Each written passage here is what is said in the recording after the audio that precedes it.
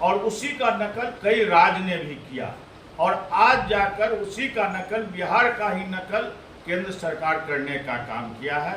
Late देर से ही सही, लेकिन मैं प्रधानमंत्री जी को इस तरह का कदम उठाने के लिए उनको धन्यवाद देते हैं, बधाई देते हैं, और उनसे वही आग्रह करते हैं कि आप यह काम यदि पहले किए रहते तो 24 में महिलाओं की भागीदारी संसद विधानसभा में बढ़ता, लेकिन आपने ठीक चुनाव के समय में किया है, और आप देश की जनता इस आपकी बात को समझ चुका है, भारतीय जनता पार्टी के भाषा को समझ चुका है, और खुद अभी जो वर्तमान में देश के गृह मंत्री हैं आदरणीय अमित शाह जी, वो खुद बोलते हैं कि चुनाव के समय में हम लोग जो बोलते हैं वो जुमलेबाजी होता है। तो हम लोग को डर है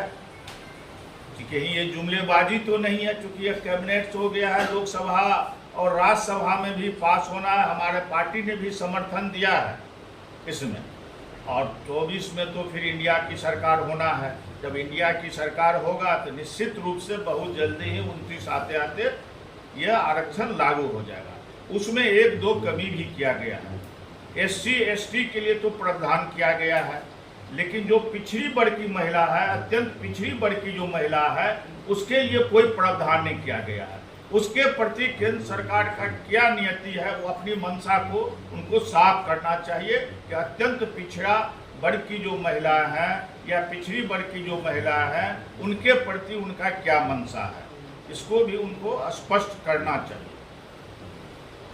दूसरी बात, बीच में कुछ दिन पूर्व हमारे देश के गृह मंत्री जी आए थे मिथिलांचल में, झंझारपुर में, और यहाँ का एक कहावत रहा, रीति रिवाज रहा है मिथिलांचल का कि अतिथि देवो भव। लोग उनके सादर सत्कार में लगे हुए थे कि झंझारपुर आए हैं। बहुत उम्मीद था, झंझारपुर ही नहीं, मधुबनी जिला नहीं, संपूर्ण मिथिलांचल को ये उम्मीद था कि गृह मंत्री जी झंझारपुर आ रहे हैं तो बहुत कुछ घोषणा करेंगे, और ये सुनने के लिए भी दूर दराज से लोग लाए भी गए, लोग आए भी, लेकिन सब लोग निराश होकर चले गए। अमित शाह जी झंझारपुर की बात छोड़ दीजिए, मधुबनी की बात छोड़ दीजिए, पूरे मिथिलांचल के बारे में एक शब्द बोलने का उन्होंने काम नहीं किया।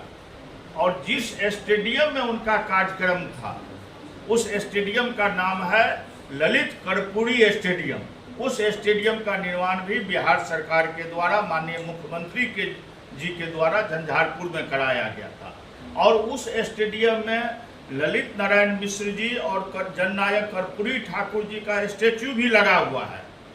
लेकिन गृह मंत्री जी को उतना समय नहीं था, वहीं लैंड किए स्टेडियम में, लेकिन उनके स्टैच्यू पर जाकर पुष्पांजलि करते, नमन करते, इसके लिए उनके पास समय नहीं था। उन्होंने सिर्फ मंच पर जो प्रतिमा लगा हुआ था, फोटो लगाकर लोग रखे हुए थे, बस उस पर जाकर उन्होंने नमन करने का काम किया, लेकिन जो वहाँ स्टैच्यू लगा हुआ है वहाँ नहीं गए। और गृह मंत्री जी ने यह ऐसा कदम उठाकर संपूर्ण मिथिलांचल का अपमान करने का काम किया, पूरे बिहार का अपमान करने का काम किया, और इसका जवाब मिथिलांचल के लोग 2024 में उनको देने का काम करेगा।